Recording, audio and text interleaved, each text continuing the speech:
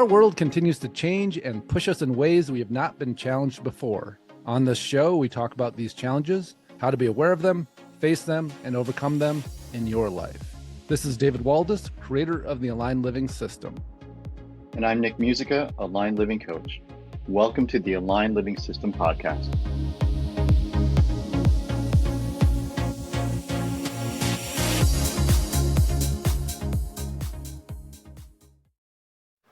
Welcome to the Aligned Living System podcast. This is David Waldas here with Nick Musica. Our topic today is we're going to dive a little bit into the Aligned Living Coaching Academy that is launching on the 24th of this month. And so still have room for a couple more coaches in training. And wanted to talk a little bit about why we coach, and it's interesting. So this is applicable to Aligned Living, but that personal mission, and I think each of us that are coaches, there's reasons that we do it. There's something in us that we want to change something in the world. We want to light something up in people. We've been through experiences that have had their own challenges that we've worked through that we want to fast track for others.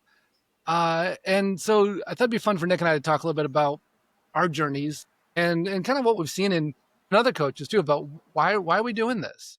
And some of the stuff I've heard from coaches as I've talked to them about starting the training. It's really fascinating how we each have our own thing that brings us into this and our own mission. And when we get in touch with that, quite often it's about things we don't like too, which is interesting. Things that we want to see differently, whether it was in ourselves or in others, in the world. And then we start to get in touch with like, well, if I don't like that, what is it that I want to create? But so often it comes from, this upsets me, this frustrates me. And I have a mission to create something different. So yeah, none of that discomfort-based decision-making, right? How are you, Nick? Feeling a little uncomfortable, David. Brought a couple things to mind.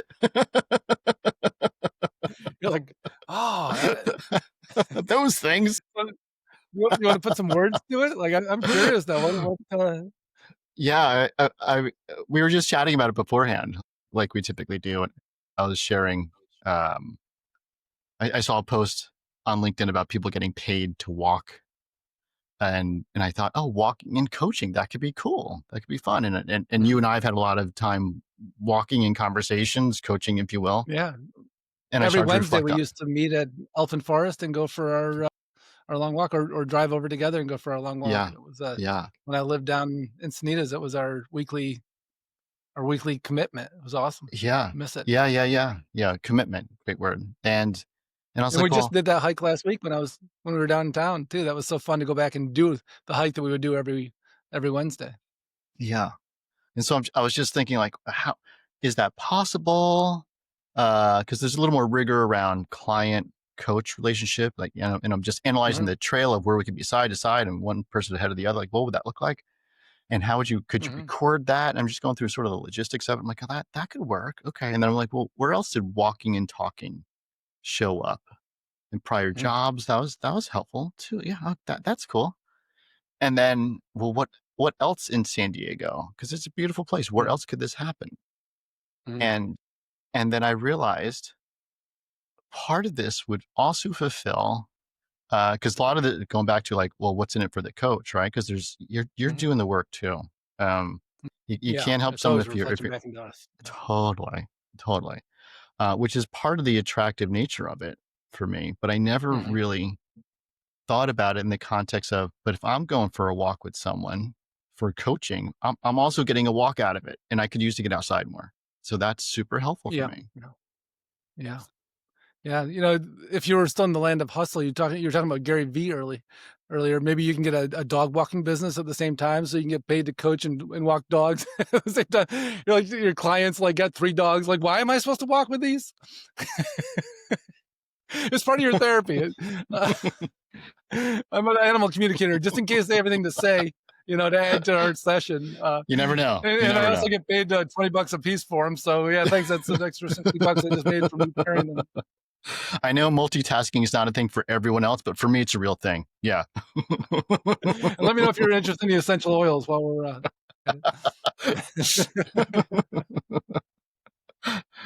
Yeah.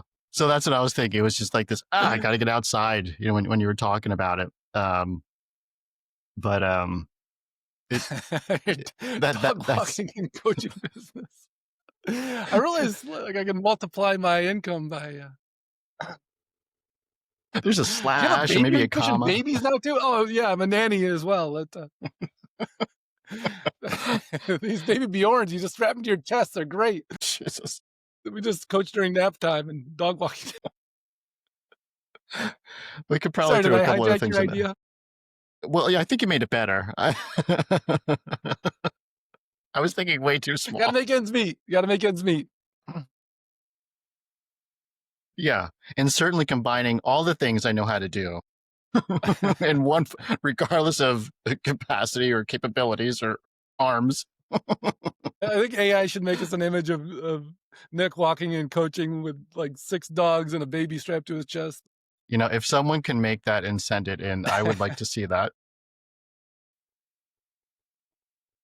What were we talking about now? I just got off on this tangent.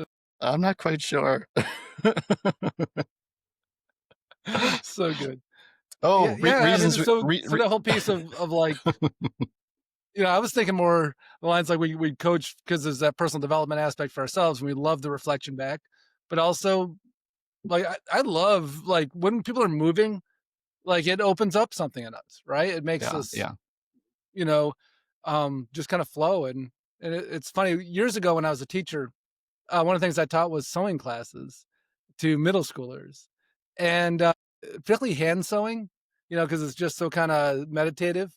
When the Mm, kids would get sewing, they would just start telling me all kinds of stories and stuff. That, like they'd kind of forget I was a teacher, and they would just be like, "Duh, duh, fun. duh, duh." But it was amazing the connection we got. Maybe you could add sewing to your your coaching. But it was so cool because like the kids would talk in ways that they would never talk because they were preoccupied. Their mind was preoccupied and they were focused, but they were, just like and would open up and share. I think probably the some of the best connections I actually had with kids was Mm, when they were preoccupied by sewing and just that's cool. making their little That's stuffed cool. animal and chatting. Yeah, and I'm not discounting the whole self awareness and reflection of your world, Hmm. 100%. But I just didn't realize the opportunity for outside for myself, and so I was like, Yeah, oh, that's great. That's great. Something I've that's. often talked about with clients too, and I've done it some, but I think it's good for everybody. Hmm. Right? Like it really does. And it's funny because that's what we would do every week. We just didn't call it coaching because we were just Oh, visiting about everything, but we were coaching each other too. yeah, yeah, it's funny. Yeah, Yeah. Well, so that's what we were doing, so which is also where animals showed up for you with the snakes uh tracks yeah, that were started I to come forgot alive and about speak that. to you. I forgot That was about that that. was some of your first initial stuff, right? Like I mean that's kind of a cool story too. That just kind of an aside, but how cool when we would walk and see the snake tracks in the sand. And we stopped and looked at him, and Nick was like having a different experience than I was. So yeah, Yeah, yeah, that go was ahead. fun. Yeah, I mean, well, we were having shared experiences of like at this place. Do you see things moving? Mhm. Yes. Yeah. And then I saw the snake trails, and I Mhm. just assumed that, like we're having a shared experience. But you're like, nope. And I was like, Yeah. oh, okay. Yeah, super Yeah. cool. Every time I saw the snake trail, I saw implosion of energy. It Mm. was, And to me, I saw and a line in the sand, like slithered yeah, through the sand, which is an interesting thing for me, right? Because most of the time I'm having an experience, and people around you are like, "No, I'm just walking down the street." I'm like, "This is not just walking down the street." And so it's really cool to be with you while you're having a different experience than I yeah, was it's a ton of fun. energetically. Yeah, thanks for that reminder. That was a ton of fun. Yeah, Yeah, yeah, and all opened up from moving. Um, 100%. Yeah, and so we've gotten into some really interesting conversation, and I guess back to our topic. I guess it's kind of involved, but why do people step forward as coaches? And I think those of us that have been on a personal development track, like we want to share with others. And one of the things that I know, like I just see it in people, I know it in myself, I see it in coaches Hmm. I've trained and coaches I've worked with, is that when we've been through some traumatic event we have that signature in us, right? Like something happened, and it's some sort of shared wound, some sort of collective wound, and then we go into what I call the healing trough, and we go into all the stuff that it brings up with us, all the things we need to work through, and at some point we work through it and we find resolve around it. And it doesn't mean we're always in resolve, but we have resolve available to us. And once that signature is complete and resolve is available to us, it gives us something that we can coach others on and help them move through it so fast because it's already completed. That energetic signature is already completed in our field. And it also holds us to a line that says, now I have to hold this in resolve because if I'm in the healing trough or if I'm in the trauma, that's actually what I'm offering people. And I'm not helping them move through it. I'm not helping the world become a cleaner, clearer, more aligned place. I'm actually contributing to the chaos in the field. And so now that I have resolve available to me, I actually have it's my responsibility as a coach to hold myself in it so that I can offer that back to others. And that piece, when we look at like what's in it for us for coaching, like alignment's a prerequisite, as I've said before on here. Holding ourselves in resolve on the traumas that we've sorted through and found resolve available to us is a prerequisite.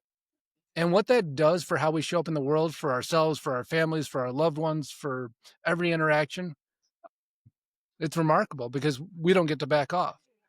And it's why I love to keep coaching. Even when I'm doing more group stuff or more training, like I still love coaching people because it forces me, like, there's just no breaks. You just can't, you're not allowed to wander out of your alignment and be lazy and be kind of in your shit. It comes up, but you got to correct it quick. And it's not about being perfect, but it's like, well, I got a responsibility here, so I got to correct this. Yeah. And if I didn't have a responsibility or didn't understand that, I can get kind of lazy, but that's not an option. Yeah. Well, and it does show up, right? And then you get to deal with yourself. Absolutely, right? And that's part of the other side of the relationship, that being in the coach's seat, where you're still learning along the way. There's a partnership that happens. Yeah. And there's learning on both sides. Yeah, absolutely. And it's funny, there's certain things that I haven't been able to help people with in the past, right? Because they were still unresolved in me. And I remember some of the first thoughts I have quite often when stuff comes up and I feel like move into a place of resolve available to me. I'm like, oh, I can finally help this person with it because they've been stuck in it and I haven't been able to get them through it because I wasn't through it yet. I can't wait I'm going to reach out to that client and go, hey, let's work on this because I just found resolve inside myself, which means I can help you find it in you. And that's exciting, right? And then we go, well, I'm excited for myself, but I forget it so quickly because I'm like, oh, a new offering, a new thing I can give to other people. And then we're like, now this is just going to get spread out into the world. Yeah. And healing's cool. available. Yeah. Totally. Which brings me to another driver, which is particularly those of us that are empaths. The world has probably not been a real easy place for us to be. And so a lot of us as empaths that have been through a lot of trauma, a lot of shit out there, may have a bit more of an antagonistic relationship with the world. And and go, oh no, I don't. My relationship with the world's great. I just keep it really small. It's called animals. Or Who are you it's talking me and about right my now? 3 friends, but the world's fine because it's out there, but I don't have a problem with them. I just prefer to stay here with these 3 people and my cat. Um, and so and like relate to that, like the world's there's some fucked up shit going on out there, Yeah. Yeah. and so coaching allows us, instead of contracting, to expand and to go out and go like, well, I'm gonna help more and more people engage in a way that creates the world that I want to live in, as opposed to I'm gonna contract to just the people that are already living in the world that I want to live in. Um, and that piece of when we take that frustration with the world, that the whether it's judgment or whether it's resentment, and we take that energy and we flip it around into commitment to help other people, into service, into resolve. If you're somebody, I've talked to coaches like that, I related to myself. I used to be very angry. The world upset me a lot. And it's not that it doesn't completely at all, like it still shows up for me, but it shows up different now. And that piece of anger at the world turning into resolve to help people, resolve to be of service, It's something, and I think some people think like I wouldn't be a good coach because I don't really like people, or I only like my 3 people and my cat, or what, whatever it is. Um, Maybe it's a dog. I don't know. How did I feel like you read my last journal entry? I hear that a lot from people. Have you been reading my journal? Like that actually should be, I think one of the somebody said that to me the other day. Actually, it was funny because I was using analogies that were like they had just read about it in their journal. They're like, I know that my journal hasn't been in the same place as you, but have you been reading my journal? Um, yeah, pretty funny. And so, yeah, so tell us about your journal, Nick. That's it. That's on every page. 3 people and a cat. You said something, and I interrupted with 3 people and a cat and journaling. It was about About the difference between like judgment and resentment. How anger at the world is the same energy, the same force that we can turn towards yeah, yeah, resolve yeah, yeah, yeah, and yeah. commitment to growth Thank and you. making the world Yeah. a better place. And yeah. So I mean, there's certainly a lot of things to be mad about. Um, and just speaking for myself, and as all those things are out there and they all matter, Mhm. regardless of what your perspective is, regardless of what your starting point is. I think they all matter for everyone. And at the same time, they all can't matter. Mhm. It's overwhelming. You can't do everything about Mhm. all the things. And so then the Yep. question is, well, what's my piece in all of it? What actually matters to me from Mhm. an action perspective, from a make a difference perspective, from a Mhm. contribution perspective? Yeah. And you know, I'm 150 pounds and I'm not running into fires anytime soon. Like it's not my contribution. But this is, and the various things Mhm. that we were talking about. Yeah. Yeah. And it holds a bar and it makes the world a better place. 100. Yeah. And that whole piece of like, are we going to sit here and bitch about the world? Make a sign and shake it and get angry? Uh-uh. Put messages on Facebook about it? Or are we going to actually start with us and start with the world around us and shift consciousness? Because, I mean, that's the thing I've heard from for years now, from the moment I could really kind of hear my guides was like, stop fighting against shit. Go create it. Go create good things instead of fighting against negative That's things. right. 100%. Yeah, totally. And, like, sure, it feels good to fight against what's wrong. I did it for years. Let's get angry. Let's get angry together. And now, like, what's changed? Like, well, we got angry. Now we're angry too, and they're angry. Or we bring ourselves into this aligned place where we're creating something really positive. And positive intentions are great, but what is it creating in the world? If what we do in order to create positive things is get angry, maybe there's a better way to do this. Maybe there's a Yeah. more productive way to do this. Maybe there's more a place where I can actually bring more light instead of contributing to the angst in the world, which we don't need more angst. I think we overflow in that. Yeah. I think we And do. and then we think of the world as antagonistic, right? We think of the world as against, as opposed to like, well, not really. Not Yeah. really. When we start to bring people into a place of positivity and positive options instead of negative options, people love that. They may be quicker and more trained to go into like, "Oh, could you believe this? You know what he said today? You know what he said this week?" Like, "Yeah, Yeah. surprise, surprise." Like, does Right. that shock you? No. And part of this work is creating those options, not just for the people you're going to coach, but for yourself. That's part of the Absolutely, beauty of right? this And then work. you have to create them for yourself in order to create them for others, and that's what I love about Yeah. it. It holds me to a standard. It holds me to a place of like, I like, and we don't treat ourselves great, right? Like Mm. we're very quick to, like if it's just us, like, oh, I can be in a bad mood, but if I'm affecting somebody else's bad mood, I can't be in a bad mood. Yes. And the more you do this work, the more you have an impact on someone else. And so your Yeah, bad mood, mm, without yeah, even expressing anything, yeah, can yeah, be can shift someone else, Contagious. Contagious. yeah, which Yeah. also means that when you Then show up, at a certain point you're like, why would I want to be in a bad mood either? But yes, when it actually starts as service and then it yeah, becomes responsibility and then responsibility becomes habit and then it becomes self-love, like it's a whole different thing. And that's to me, I think that's why I'm the most excited about doing the coach training, because I think it's where we get the most sustained results, because it's not for us.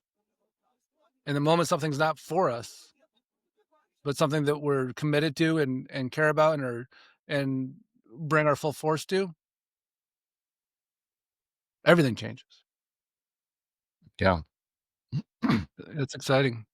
it's super cool. Yeah. Ever read Jordan Peterson's 12 Rules of Life? Whether you're a Jordan Peterson fan or not, he does have this incredibly clear, salient mind.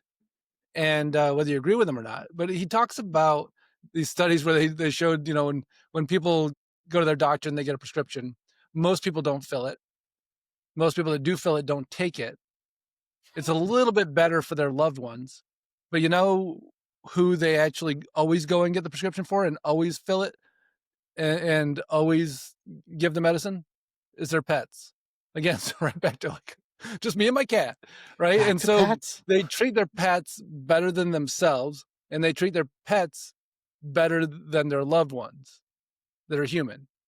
And so it's kind of an interesting thing, right? Like I'm less likely to take care of myself, a little more likely to take care of my loved ones, but I'm definitely taking care of my cat. And so what does that look like when it comes to commitment, right? And say, well, maybe it's backwards. And a lot of people say, you know what, I needed to quit smoking because I need to be here for my kid, or I need to be here for whatever.